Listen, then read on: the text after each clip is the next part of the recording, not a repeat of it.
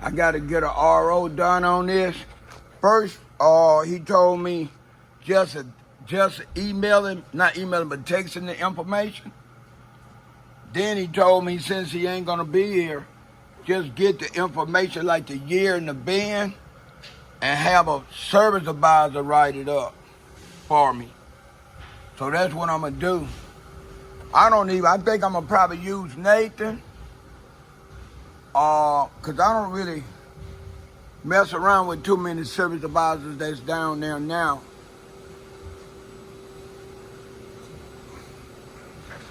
I was hoping it'd be Dean. Let Dean make some money, cause Dean done paid me to do about 3 sets of headlights. But Dean ain't working today.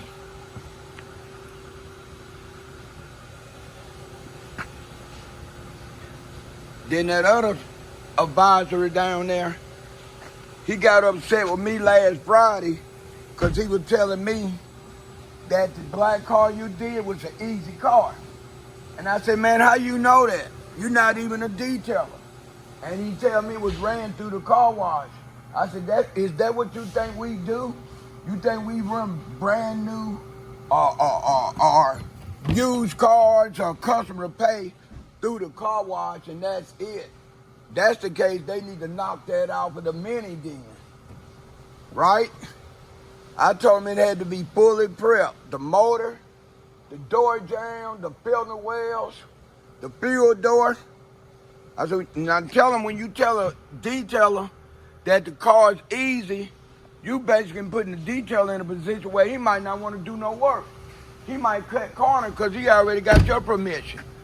And soon as the customer complain about the work, then all of a sudden, it ain't what you told the detailer, it's the detailer fault. He didn't like that, man. He gave me a dirty ass look. That was the first time in 6 years that guy ever gave me that look. I guess I made him look stupid or feel stupid. I don't know. But they need to stay in their lane because they're not detailers. They can't even sell a detail. We done seen that. Cars come in here with all kind of issues and they want to just sell them a mini detail when they need the whole 9 yards. They don't be trying to upsell. A person can't talk detail to me if he ain't a detailer. And then it depends on how long he been detailing. He still might not can't talk to me. Because he got to have some experience. Just can't be running off at the mouth. All these damn supposed to be expert detailers, you know, that's in service advisors and stuff. Yeah. All right. This is the inside of the Mercedes 2020. I have to tell you again. Let me see. Let me look on the paperwork, and I can tell you what it is. It is a 2020 Mercedes Benz C300. 2020 Mercedes Benz C300 two-door.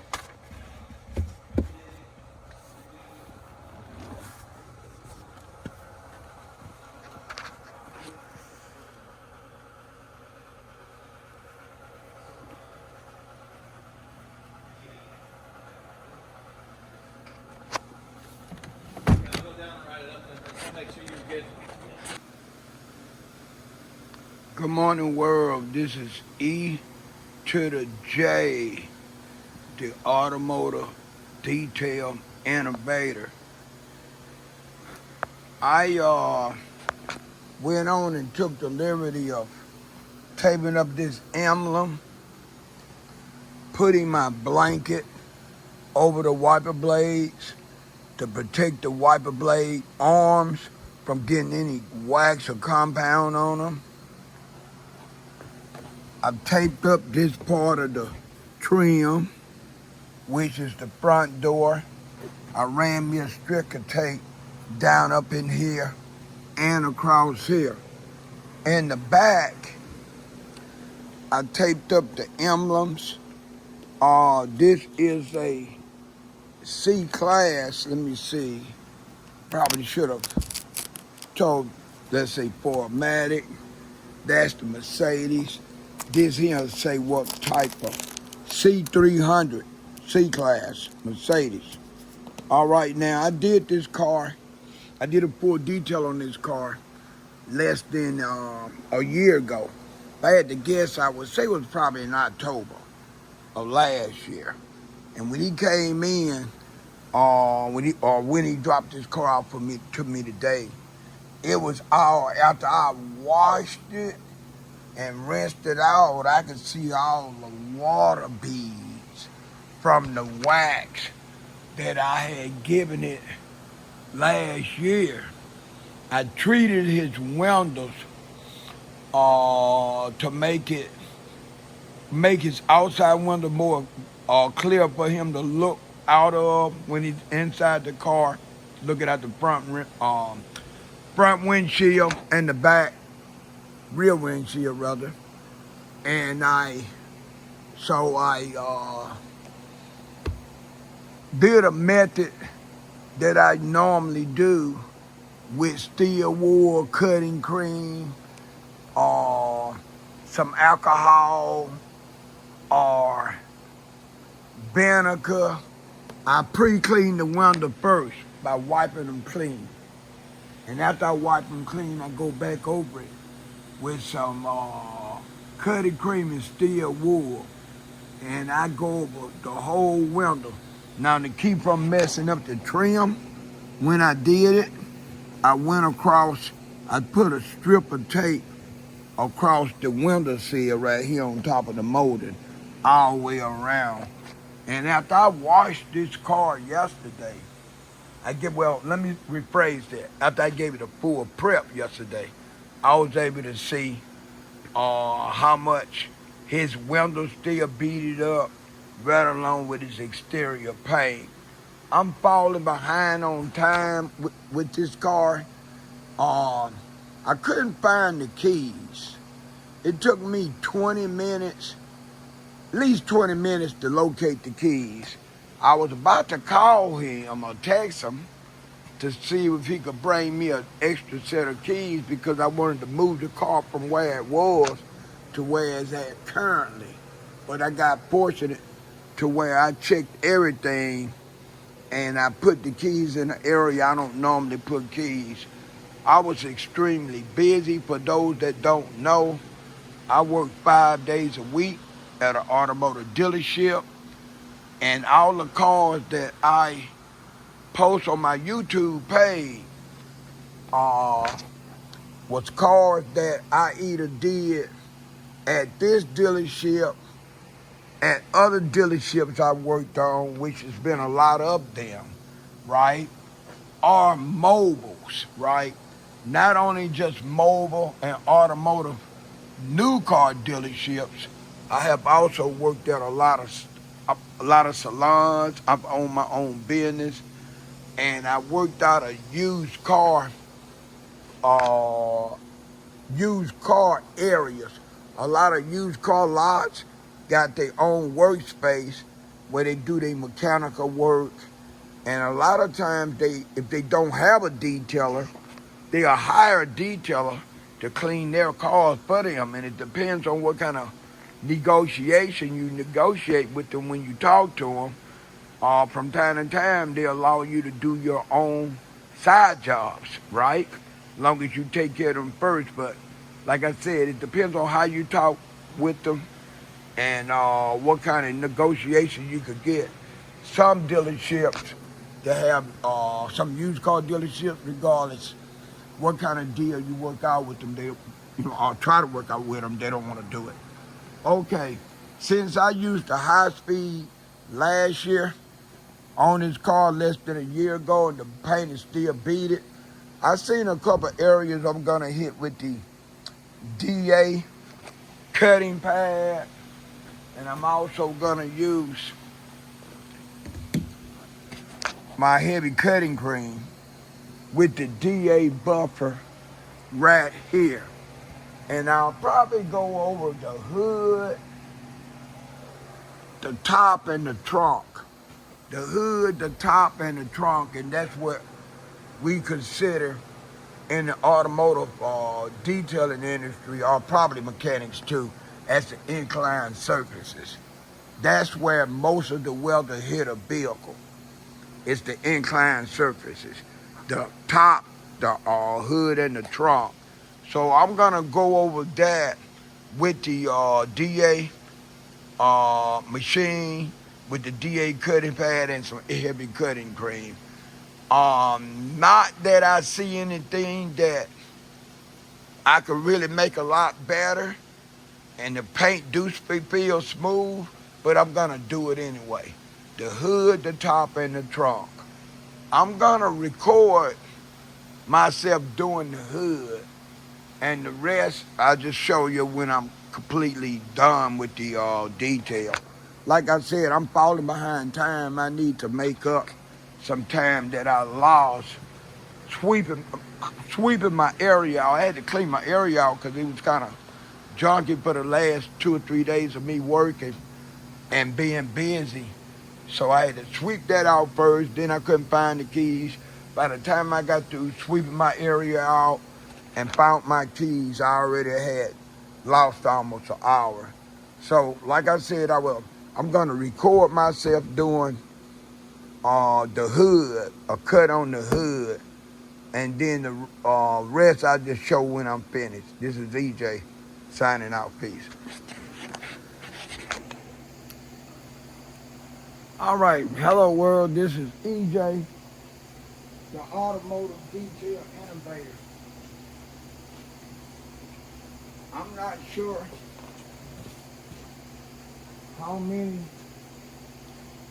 viewers out there that perform automotive detailing that use the clay rag. To be honest, with me start buffing cars in '79, as far as I know, it wasn't nothing called clay rag. It was a clay bar. But even then, I never used the clay bar because what we did, we took a wool pad and we would buff a car with a wool pad using a high-speed buffer, what today generation call rotary buffer, and we'll buff the car until it becomes smooth, until the exterior paint becomes smooth, right?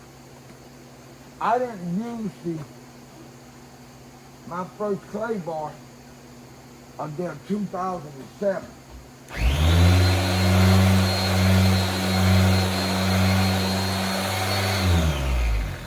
What I'm doing is hitting areas that I noticed that had either a little small scratch, surface scratch, or a scuff mark. Now I wiped this car down yesterday and cleaned the surface after I gave it a clay bar and an acid wash. Okay, back to what I was saying about me using the clay bar. It was in 2000.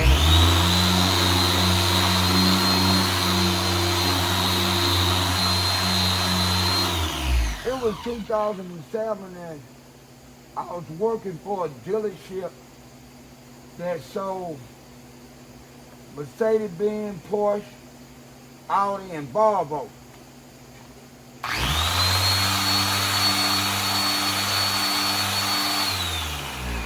And their detail, part of their detail, what word I want to use? Procedure. Part of their detail procedure was all cars got clay bars.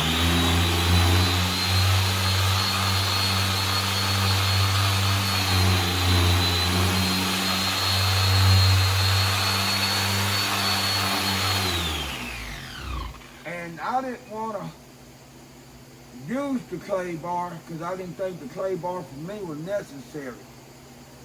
So I asked the director of the detail department.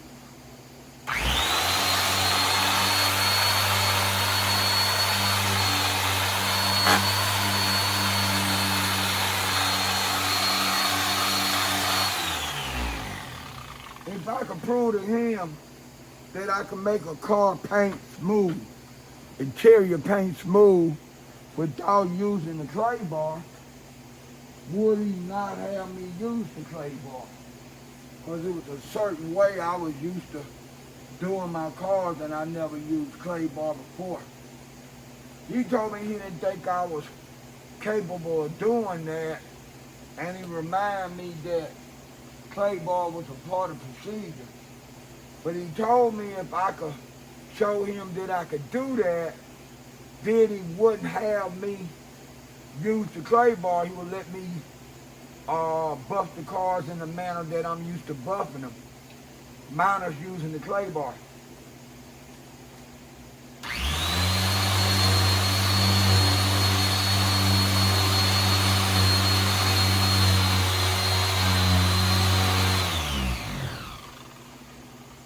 So I liked the idea he was gonna try to work with me on it. So I proved to him, it took me about 30 minutes, because he picked the car, he stood there and watched me and watched what I did, right? Bear with me, I'm about to bring my tripod down a little bit so y'all can get a better angle of what I'm doing. There we go. And so he watched me do what I said I could do, and he told me he was impressed. So he never saw nobody make a car exterior paint smooth without using the clay bar. And after he told me that, he told me, I still want you to use the clay bar.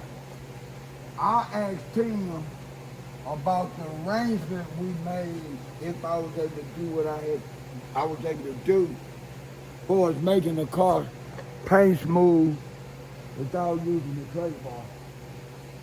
And he looked at me and he told me, I just wanted to see if you could do it. And I was like, that was kind of cheesy to me, you know. If we're not man of our words, then what are we? To a degree, I understood him saying that he just want to witness it for the first time. But he told me if I was able to do it, he didn't say he wanted to witness it for the first time. He said more than that. He said that if I was able to prove it to him, then I wouldn't have to use the clay bar. And I proved it to him.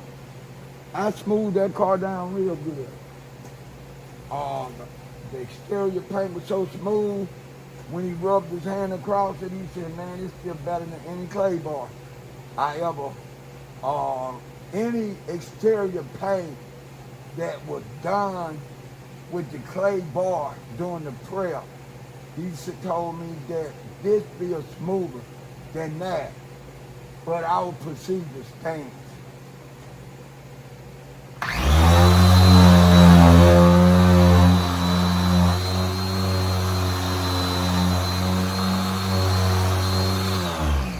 However, he did give me a break on the way that they do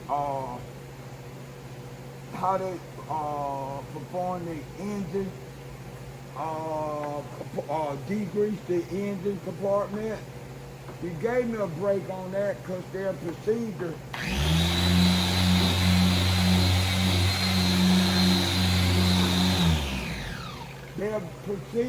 stated that when you are doing an engine compartment, you need a vehicle running at all times.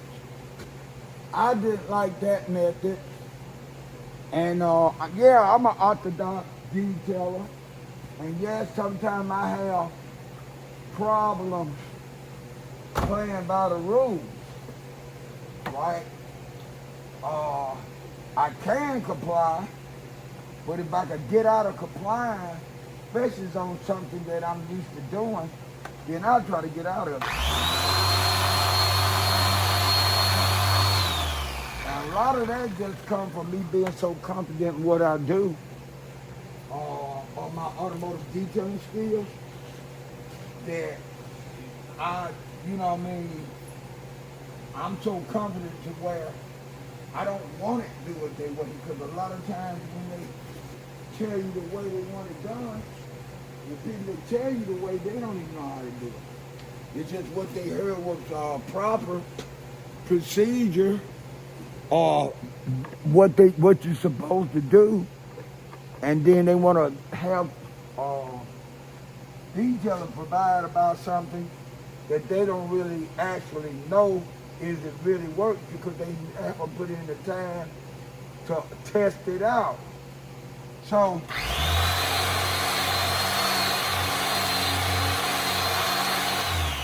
I told him, I said, I don't want to leave no car running while I do the motor in the engine compartment. He would say, that's our procedures. And I would say, okay, my reason for not wanting to do that, especially with fuel injected cars, because when you fire for fuel injection car and it's running, the car is sucking a certain amount of gas and air mixture. You got those injectors, and in some cases you got what they call mass air sensors or something of that nature, mass airflow sensors. Some of the spark plugs are on the top, or some of the spark plugs might be underneath the cover. However that engine is set up, if you got the car running and you do the engine compartment, when you turn the car off, it might not even start back up, because in order for a car to run, it got to be getting a certain amount of air and a certain amount of gas. Now the carburetor setup was a little bit different than the fuel injection setup. Carburetor cars, you had to watch out for the distributor, because the distributor could be in the front of the car, or it could be in the back of the firewall behind the motor, top part of behind the intake. So you have to watch out for that. So I just felt like with the car running and it's sucking air and gas, you do the motor when you turn the car, when you finally get to doing the engine compartment, you turn the car off, and after you done moved it in the area you're gonna work on or whatever, you got a greater chance of it not starting back up than it do if you do the engine compartment, clean the motor, if necessary, tape up areas that if moisture got in it, not water, but just moisture got around those areas, car wouldn't start, right? So once I started doing it the way I do it with the car not running, and most of the wash bays that I prep cars in the last 35, 40 years, I say 30 years, I play say no, because when I was in Georgia, the last two dealerships I worked in, they had airlines out in the area where you prep cars at. So I just say 35 years, 32 to 35 years.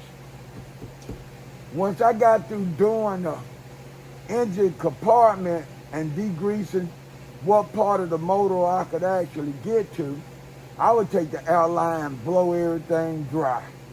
Around the ejectors, around the distributor cap, it's the distributor cap is there.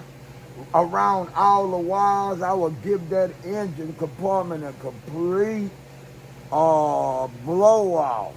Blowing off as much water as I could get to with the air, right along with whatever moisture.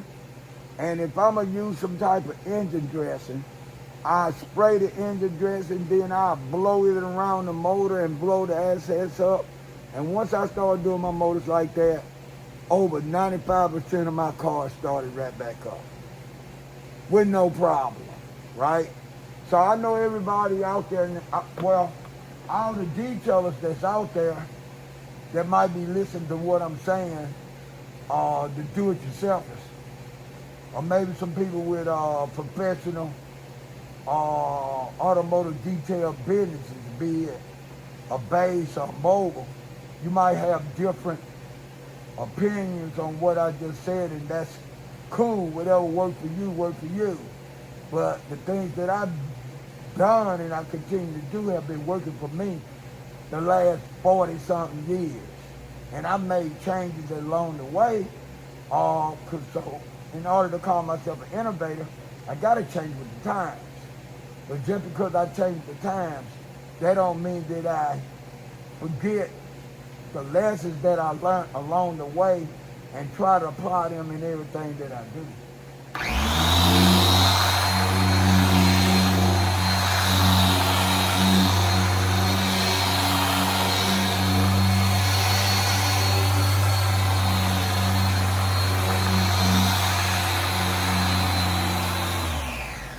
Back to the same director that told me if I can make a car smooth without using a clay bar, he'll allow me to do it. The same director told me, okay, you do the engine compartment the way you want to do it. But the way you gonna do it, the way you told me you want to do it is not part of procedure. And I tell you, the first car you fix that won't start, we're not gonna give you an employee discount to have a technician or mechanic fix your problem. We're going to charge you like you're a customer. And he had me, did I understand that? I said, yes. He said, you willing to take that chance doing it your way instead of the way that procedures say do it? Because, Steve, we dealing with high-end cars when you talk about Porsche, Mercedes, Volvos, and Audi. That could get pretty spendy for you. And I said, I'm confident in the way I do it. And if I make a mistake, you get the text on the mechanic to fix the problem, and from that point on, I do it the way you want me to do it. But until then, I'm gonna do it my way.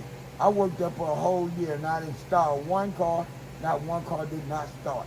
Every car that I done was running before I start, it was running after I got through, it was running when they came to get the car and take it to whatever department they went to go on a used car line. So despite what others might think about my method of performing engine degreasing engine and engine compartment, they can say what they want, but my facts have spoken for themselves. And I know that for a fact. If not, I would have changed the way I do it.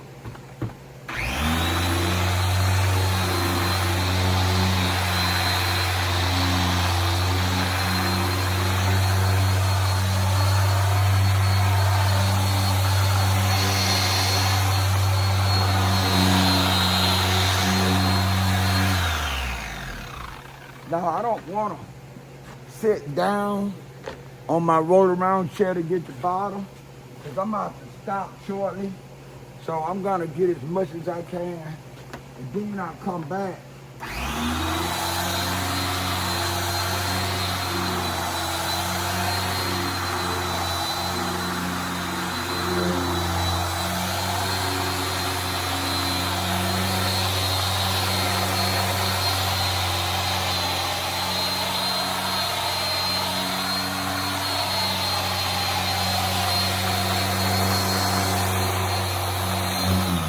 Come back and finish where I left off.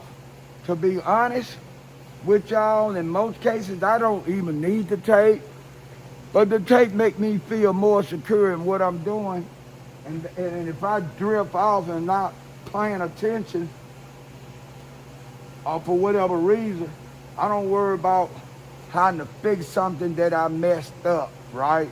And my cleanup time is a lot better in time-wise spent cleaning up a car after a bus job than a person that didn't mask their cars off in certain places. I spend very little time cleaning up behind myself. Once I pull that tape off, I take me a clean and new microfiber. I wipe that car down. If I leave tape lines, I get them after I've done my last step. Even if I have to, I go back over with the polish pad to help remove the tape lines. What I don't have to damn do is take a damn detail brush and clean out around all the damn emblems that I slung compound up in. Some cases, you have to damn prep the car again to get rid of all the compound out of the door jambs and the cracks and the emblems. I don't have that problem because I tape those areas up. And that way, when I pull my tape off, I ain't got no compound or no kind of polish and wax around my emblems, stuck in my emblems. And it won't be none on my damn moldings neither and trim pieces.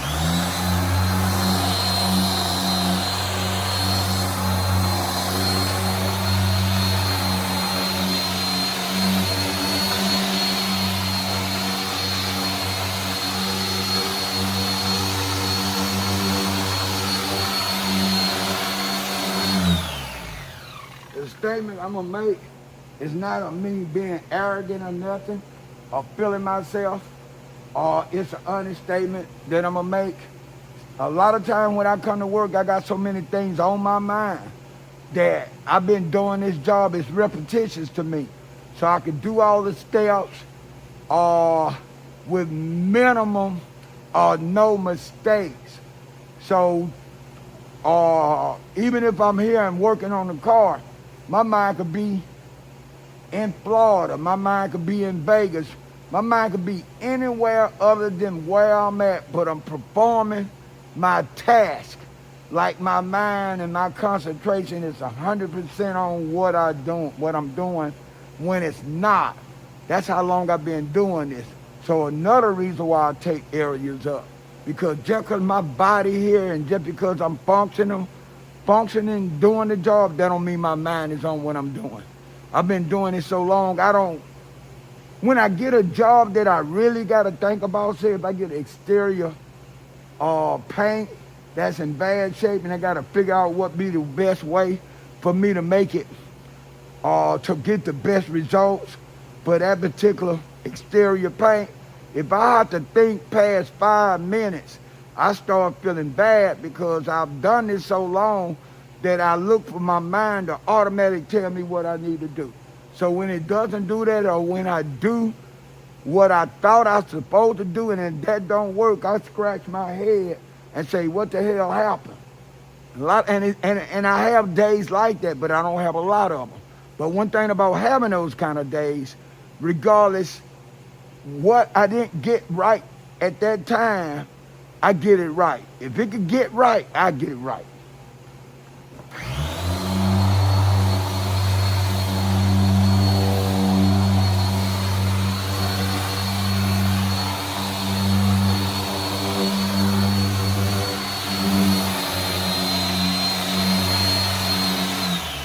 That's what I'm really trying to say, is I'm not a one-dimensional detailer. I guess the bottom line, that's the easiest way for me to put that. All right, I'm gonna stop recording. What I end up doing instead to make up time, I spot buff scratches that I saw, and out of 10, 8 came out.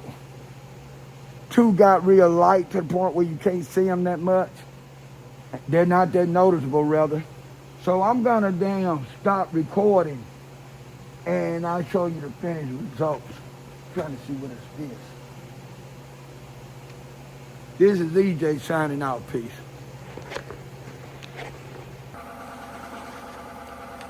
Got this 2020 Mercedes C-Class ready. If I'm not mistaken, it's a 300.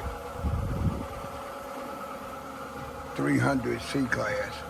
Once I get in the back of it, I'll be able to tell you for sure what it is. Wow, I can see the ceiling.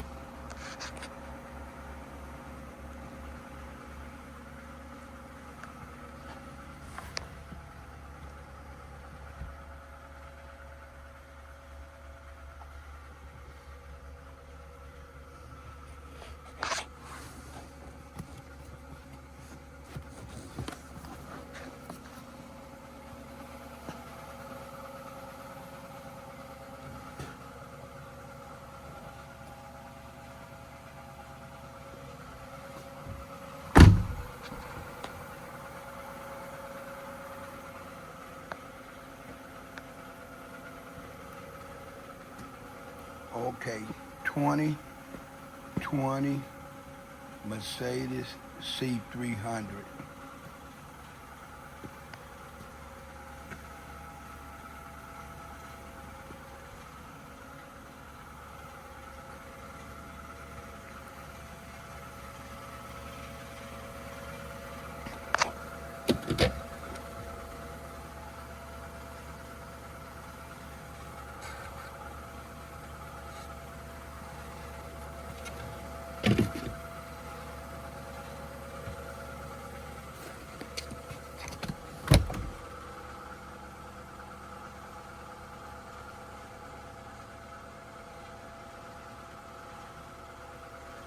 Yeah, I gave it a leather protection.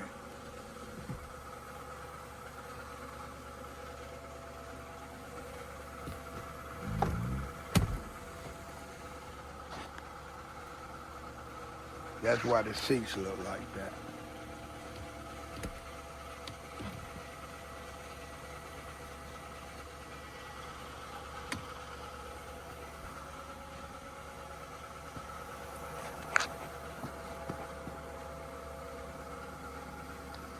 I put the extra plastic down on top of the mats after I clean them. They don't have no kids, so that plastic lasts a long time. Like I said, I think I did this car back in October of 2023, and when they came and I pulled the plastic out, the plastic still didn't look bad, and it definitely protect the majority of the mats.